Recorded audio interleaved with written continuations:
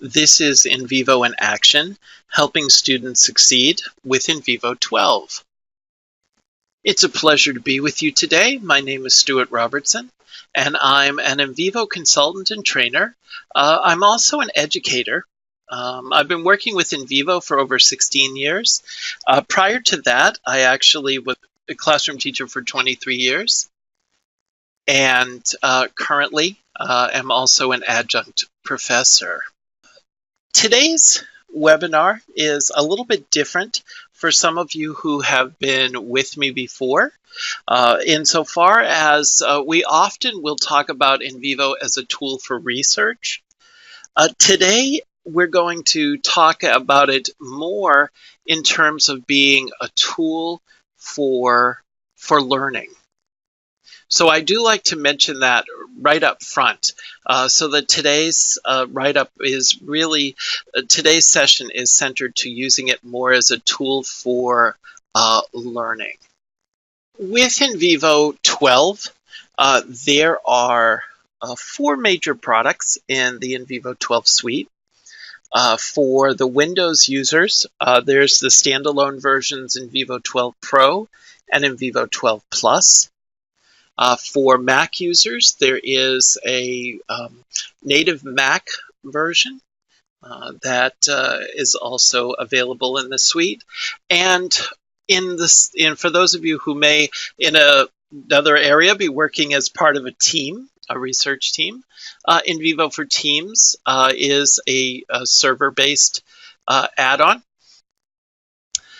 To that end, I do have a quick poll that I want to do to get a sense of the format that people are using. And let me go ahead and launch that poll. Just to get a sense of what platform your students typically use. And I'll use that to take my focus in where I'll be working today. Overwhelming majority in today's group are using the Windows platform, so that I certainly I'll work in the Windows platform today. And however, I will point out what is available in the Mac platform and what is available in the Windows only. When you think about NVivo as part of, I'm looking at it more in the critical reading process today. That you would be having your students bring in the content materials that they need to work with, import them into an NVivo project, to be able to do some pre-reading preparation and identifying and organizing major ideas.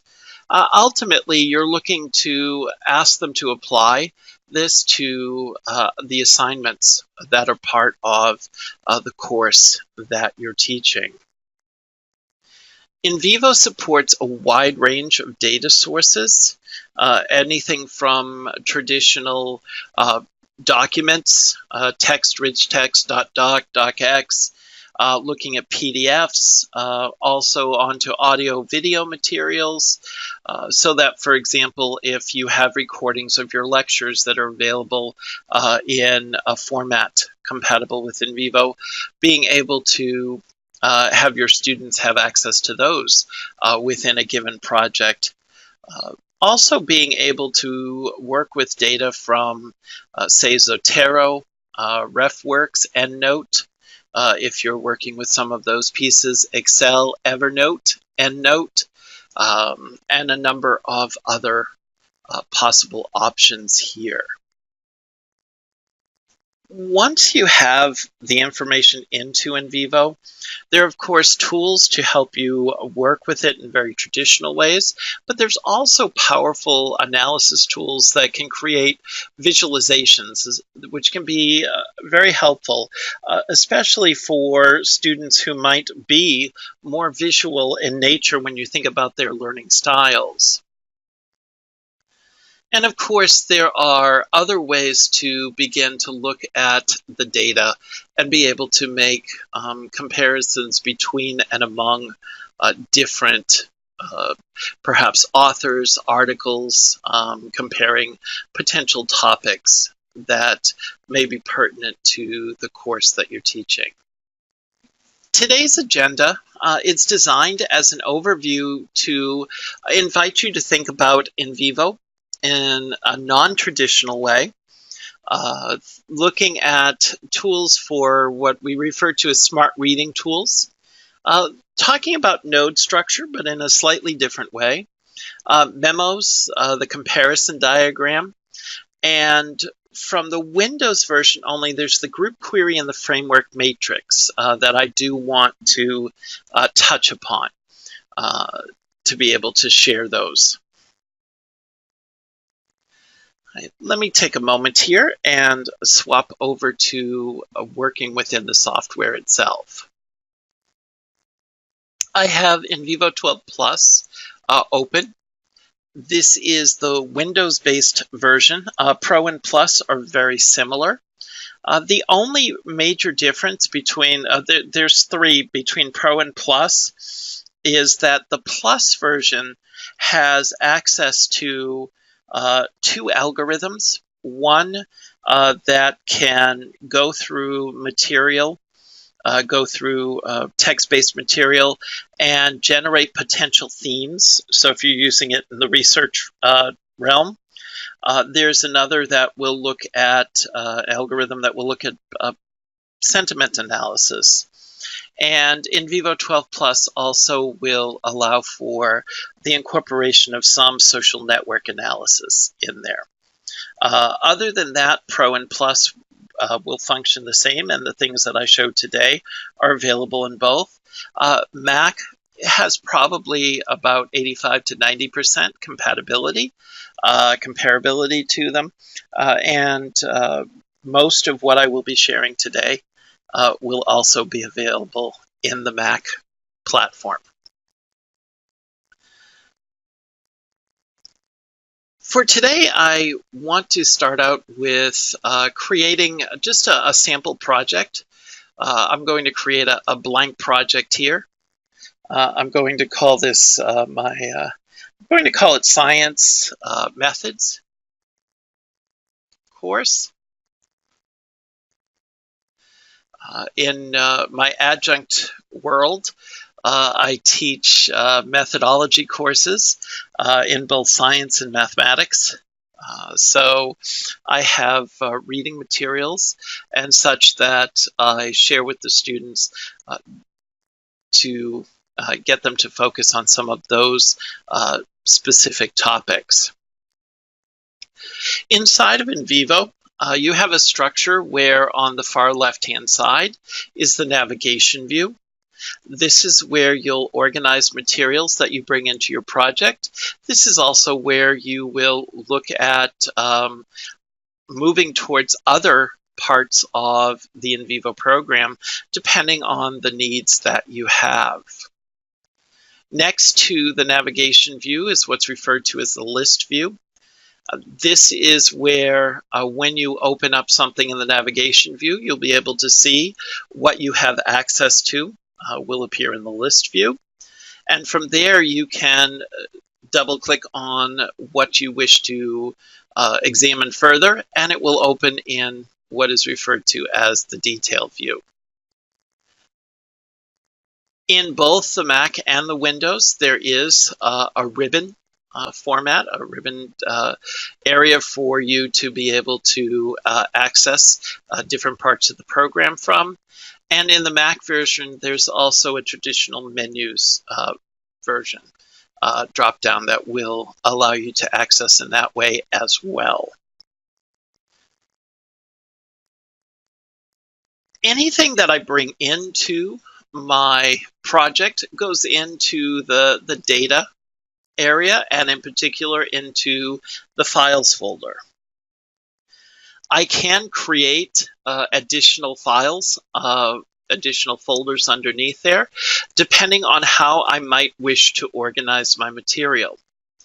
For example, if I'm thinking about this in terms of a course, I may create a folder for the articles that I know that I'll be reading. So I'll right-click and create a new folder for articles. And I might also uh, create additional folders, perhaps for lectures, for notes that I can take. So I'll just create a new folder here for notes, and be able to organize my materials and be able to access them all from one location. For the example today, I'm going to bring in some PDF materials, just some sample articles. I can go to my articles menu here, my articles folder, and I can right-click, and in the Windows version, I'll choose to import items. In the Mac version of NVivo 12, there would be a specific option to import PDFs. So basically, that's a difference. I'll go through items here. I'll be able to take a look at my desktop. I have some science articles. I can go ahead and select multiple articles. Go ahead and click Open and Import. And NVivo will take and make a copy of those PDFs and place the PDFs inside of my project here, so that I can then begin reviewing of the information that I have there. And I can have multiple documents open so that I can work with them. If they are readable, which most PDFs are, I do have the ability to be able to highlight text and be able to work with text as well. I happen to bring in one. This one is as an object. So what I would do to be able to make more use of that is I would, outside of NVivo, apply an OCR, an optical character recognition software, and then I would import it. I'd re-import the article into NVivo. That being said, though, if there are things within a PDF where I want to be able to perhaps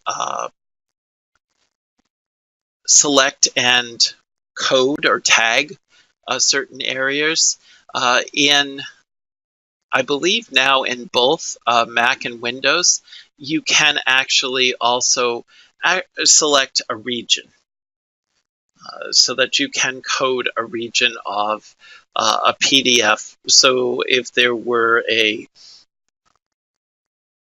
diagram, a chart, etc., having that ability can be quite useful.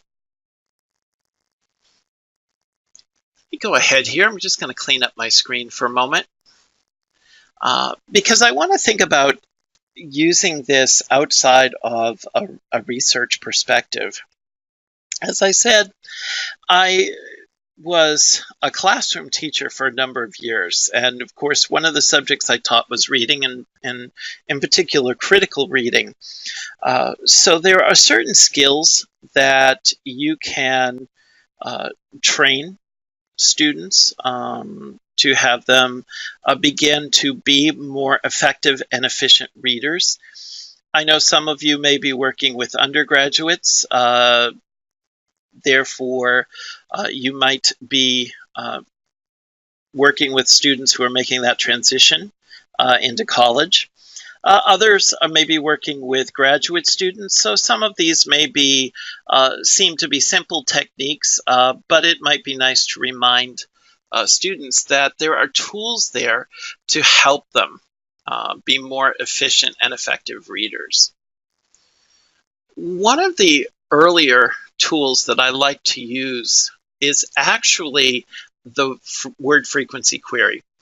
The reason being, I like to be able to get a sense of what are some of the key words, what are some of the key vocabulary that I need to be aware of as I'm entering into the reading of an article, let's say. So in NVivo, I can come up to the Explore tab in the Windows version. In the Mac version, it would be the Query tab. And under there, I can choose word frequency. This will allow me to see what the most frequently used words are. And this can be in a single article, in a group of articles. It could even be in a node, perhaps after I've been coding, that I want to keep track of. So in this case, let me go ahead. I'm going to do a selected item here, and I'll go into my articles. And let's see, I'll look at scientific knowledge suppresses but does not supplant the innate thoughts or beliefs. So let me go ahead and choose that article. I can decide how many words I want to focus on, maybe my top 100. I do want to point out that although it says all here, there is a stop words list. Words like a and the will not be counted, even if I selected all. I'll go ahead and perhaps I want to look at stemmed words. So what this will do is it will group forms of the same word, different forms of the same word together. Typically, conceptually, they are often pointing towards the same concepts or ideas. So that's why I find it's usually helpful to do that. In the Mac version, you have exact and you have stemmed. In the Windows version, you can also group by levels of synonyms, just synonyms in general, including specializations going beyond just common synonyms or into generalizations. Each one of those levels will generate more and more output. In the word frequency, I find that exact match and stemmed words tend to be the most useful. In the text search query, that's where I may wish to start to bring in some of the synonyms. I'll go ahead and run this query. So very quickly, NVivo has given me a frequency, a list of words by raw count. I can change the order though, and right now it's by raw count.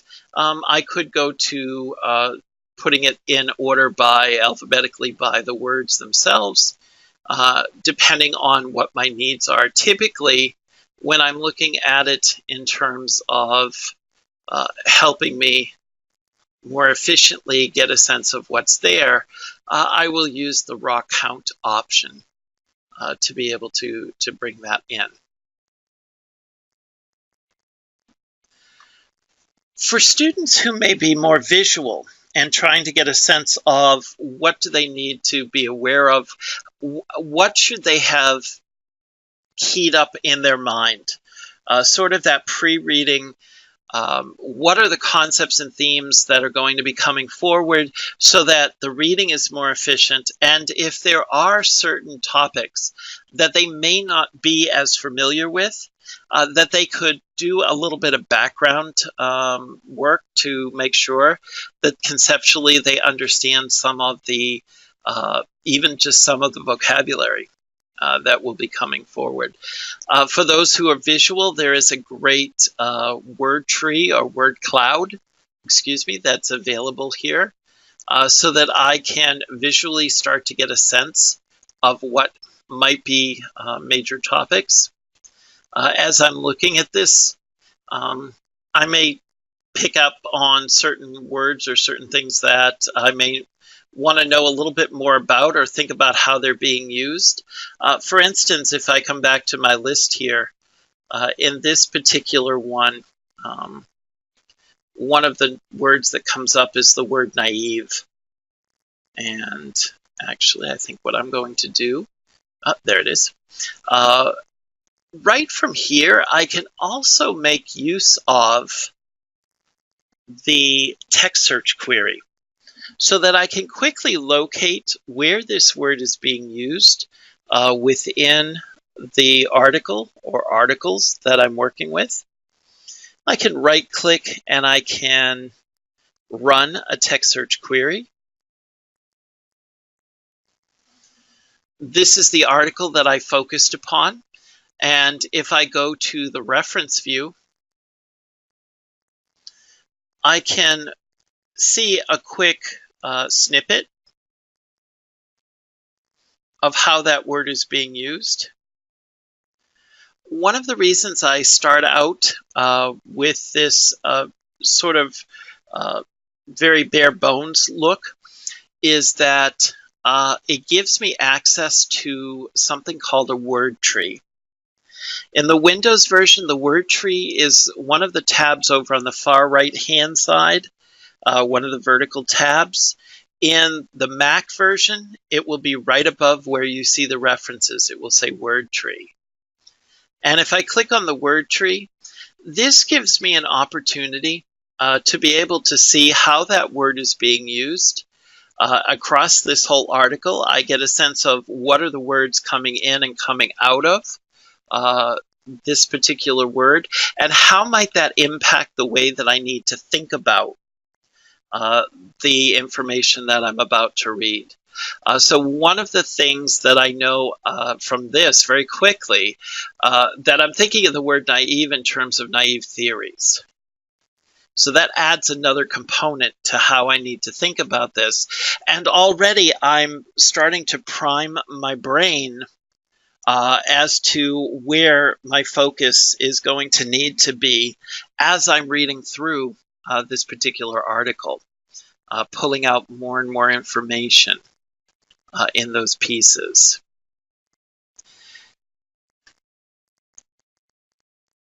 I can at any time, for example, I can take and export. So if I wanted to perhaps think about this in prepping myself to read the article, I can export the word tree. I could save it as a JPEG, a bitmap, and be able to refer to it as I am going through the article and seeing some of the pieces that are there. What's also nice about this, if I go back to my reference view here, at the beginning, it shows me the article that it's coming from, but it also provides a link. So now I can use that link to go back into the article itself and begin to review how this word is being used in the full context. So this is a way that I can, again, try to open up my mind to what are some of the key things that I need to begin to focus on. What's also nice about this is if later on I've read a number of articles, I can find this keyword and be able to see where it's used in different articles, and that may in turn help me to begin to consider how different authors may be talking about this concept similarly or differently, to be able to quickly find that material. What's also nice about this, and one of the things that NVivo allows, is the ability to tag and organize the material that you're looking at. So if I decide that this is definitely a concept that I know I'm going to be revisiting, perhaps throughout the course, what I can do is in the Windows version, I can spread the coding. So if I'm going to go back to, I'm in my reference view here, so I'm going to go back and have NVivo use the narrow context. So instead of coding just that single word, when I run it this time, it will actually code 5 additional words, both before and after. What this allows me to do is I can save these results and be able to create a node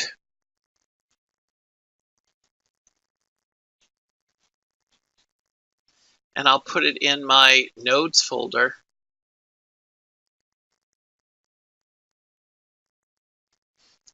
And now if I go over to my navigation view where it says codes, and I go into my nodes folder, I actually have a node now, a place where all of this information has been stored.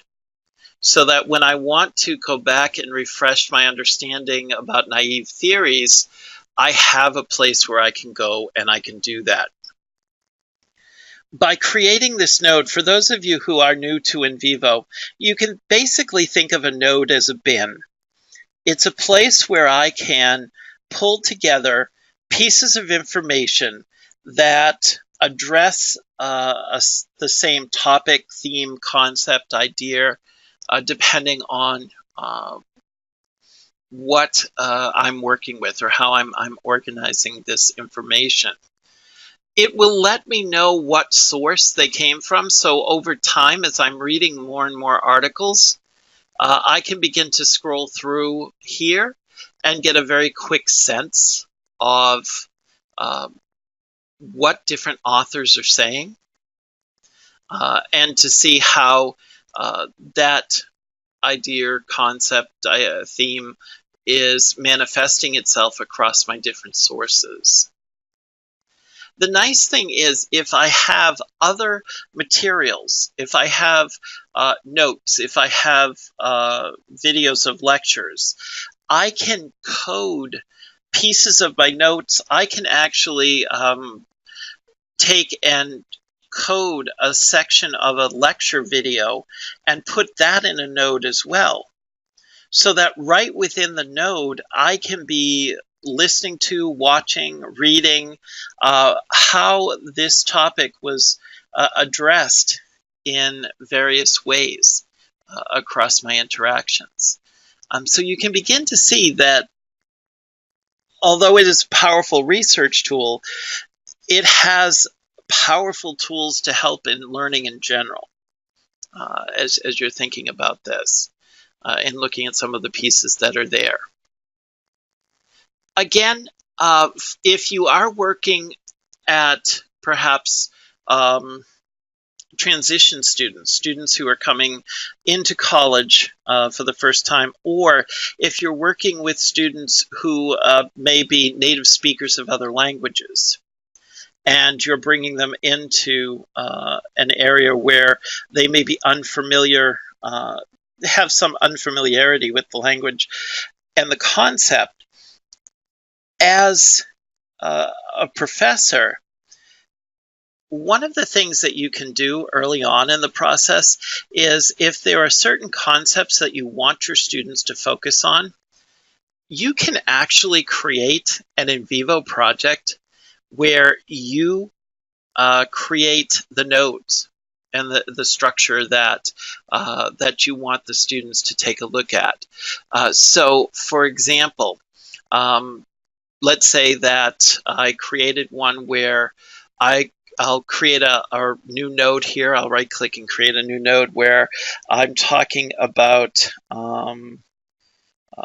student prep, starting where students are with some of these things. And underneath there, I might have I can right-click and create a subnode talking about misconceptions, intuition,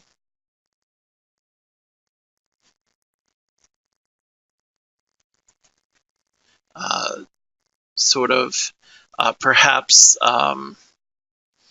looking at past experience.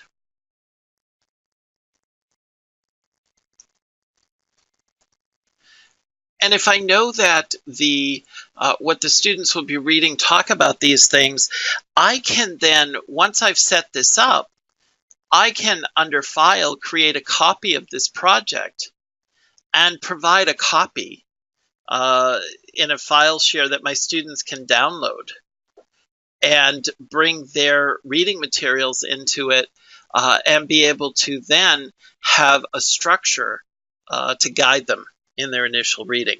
Again, this is something I would do, again, with transition students, with students who might be early in the process, with speakers of other languages, to have that piece in there. Whereas for graduate students or such, I may have them go through the articles, create their own structure, and then in small groups compare their structures to see what did you pull from it versus what did I pull from it. Have those discussions, and it just brings a new depth to starting those conversations among the students as you're looking at those pieces. Okay. One of the other things I wanted to mention, if I come back to my articles here, oftentimes, and this is an overlap for those of who have been with me when I've done the literature review, this is an overlap with that because oftentimes I will create what are called cases. And you can basically think of a case as a specialized node. It's a node where I can gather together all of the information, or in this case, the articles, written by a particular author or group of authors. And that way, if I wanted to be able to compare and look across various authors, I could set myself up to do that more easily. So for example, with the PDFs here, I can, in my data in my files folder here and under articles, in the list view, I can select all of these. I can right click and I can create as. And I can create, in this case, I'm going to create them as cases. I'm going to create them as cases. I'll put them in my cases folder for right now. If I go to my cases, I now have a case for each one. It would have their data, their article coded to their case.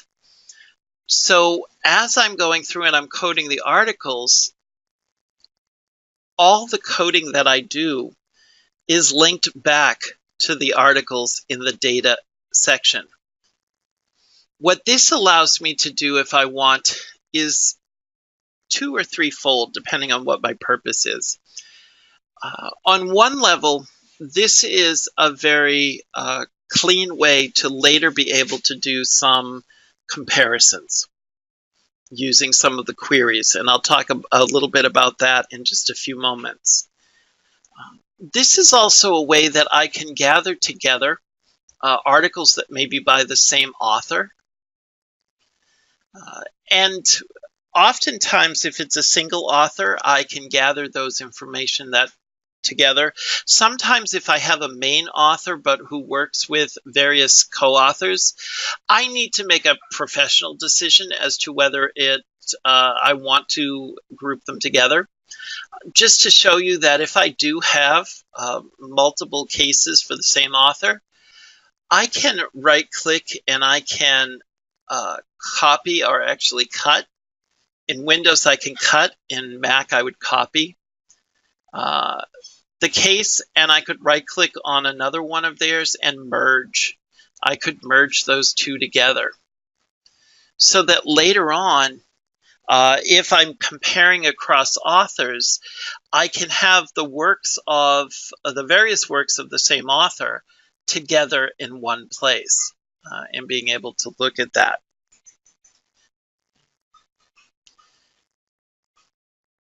So let me take a moment here, and I'm going to step out of this particular project. Let me go ahead and close this project that I was working on.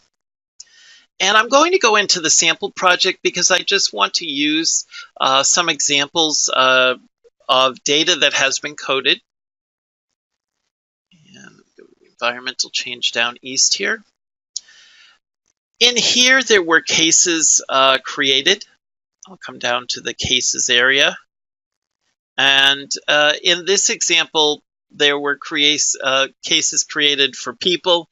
Again, this could be authors. These could be cases that I've created for various authors.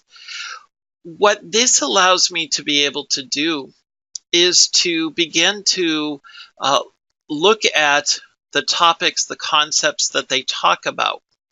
For example, let's say I have a number of authors and I'm looking at the concept of economy. And there may be facets of the economy that different authors talk about. I may want to look at a comparison across, and one of the tools I have for that is a matrix coding query, where I can choose selected items. I can go into my cases here, and I could choose perhaps a number of my authors.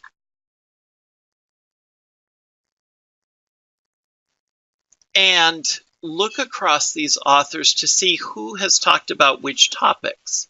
So in my columns, I can choose selected items. And under the node of economy, there were different facets of the economy that were coded for. And when I run this query, very quickly I can start to see which authors are talking about which topics. I can use some shading to begin to see who are my go-to authors. If I want to be delving into certain aspects of the economy, which are my authors that I want to go to look at some of these specific topics. What's also nice about this is initially this is giving me a quick way to get a sense of who's talking about what. But I might want to take it a step further, and I might want to see what are they saying. One option that I have is I can double click on any one of these cells in the matrix and be able to see the data that's been coded to that particular node from that particular author. So that's one way that I can take that next step into seeing what is being said or how it's being talked about. On the other hand, if I wanted to do some comparisons, I do have something called the framework matrix, which is available in Windows only at the present time. I do not know if it will ever find its way into the Mac version, but currently it's only available in the Windows. The framework matrix is another great way if you want to think about creating a graphic organizer for writing.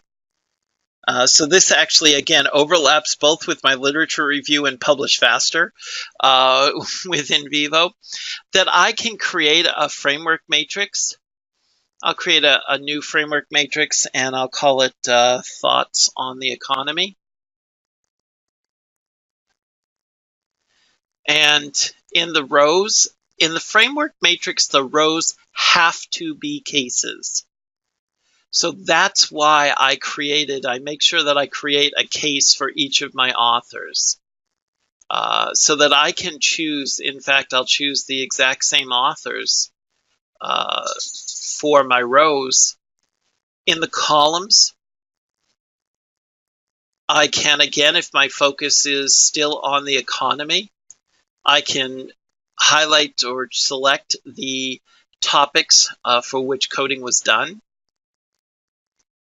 When I click OK, NVivo initially creates a blank matrix for me.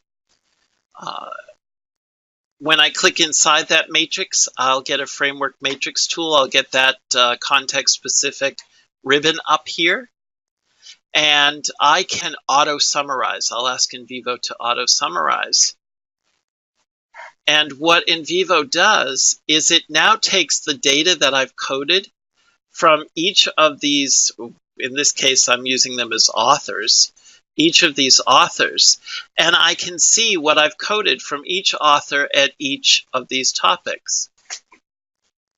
What this allows me to do very quickly, if I look across a row, is to see how did the same author talk about different concepts.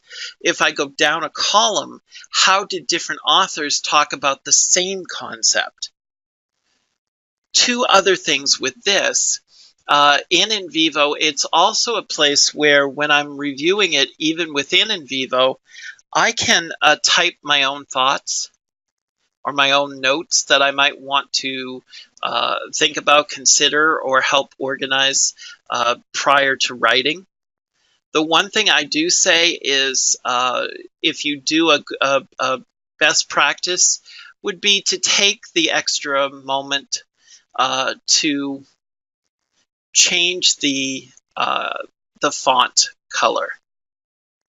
So if I was looking at being able to, whoops, pardon me on that one, being able to change that.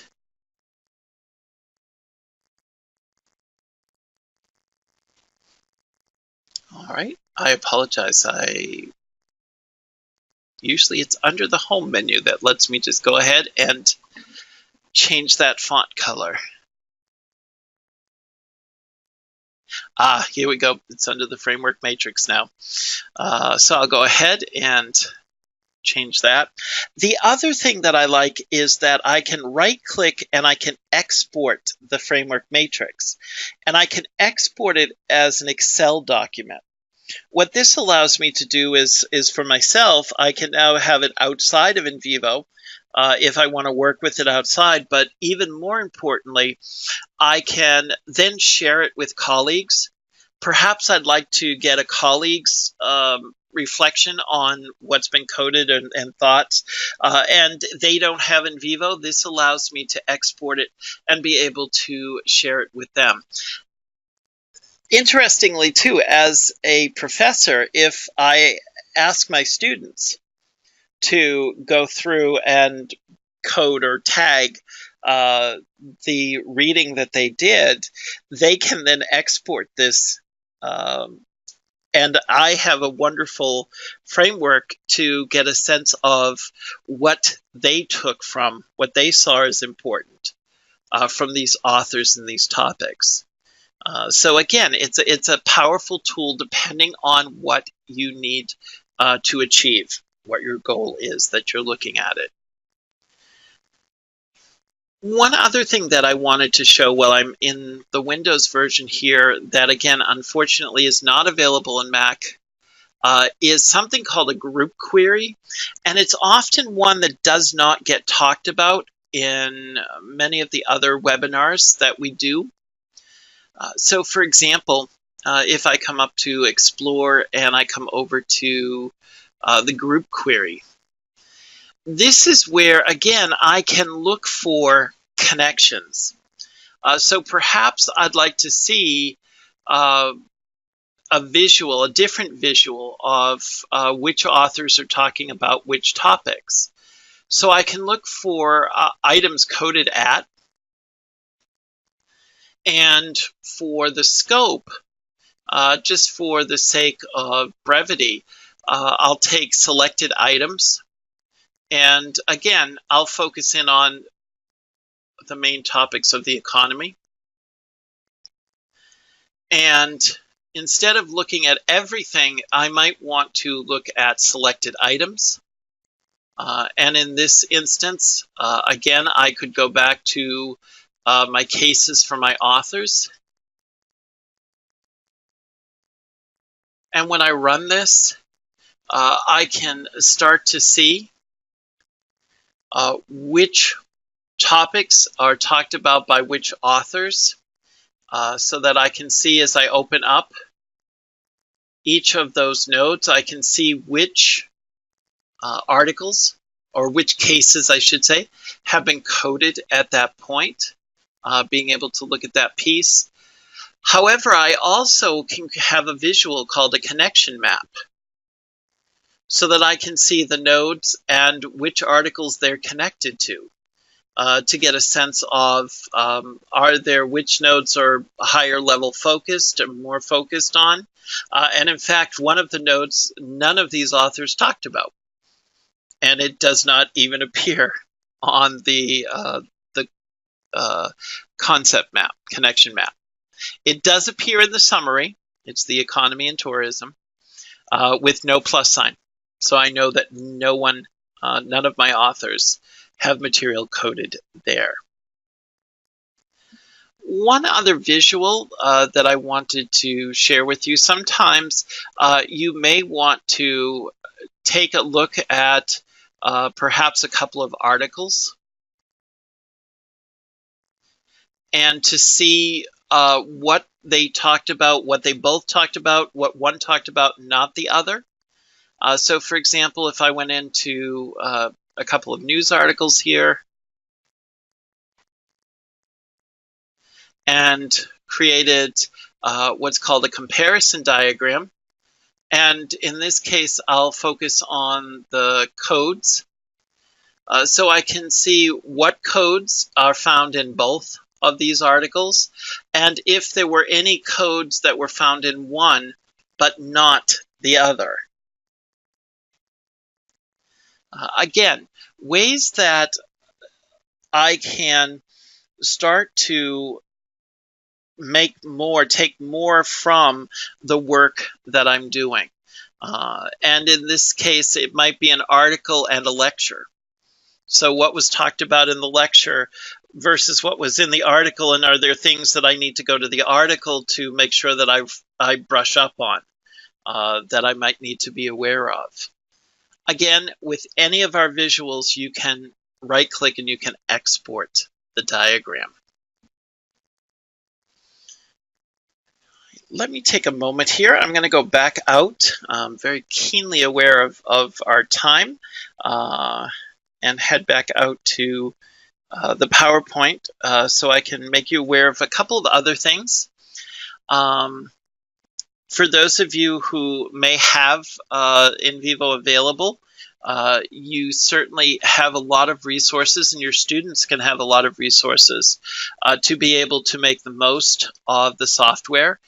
From the Welcome to NVivo video, which comes up every time you start a new project, there are getting started tutorials, and they can be found at the QSR website, www.qsrinternational.com /NVivo/customer-success. There are free educational webinars, this being an example of one. We will also have other guest speakers who come in and talk about how they've used NVivo and specifically in their research. I have the privilege of being able to host some regular ones, such as this particular one. I have literature review, publishing faster, incorporating SPSS and NVivo together, content analysis, social media.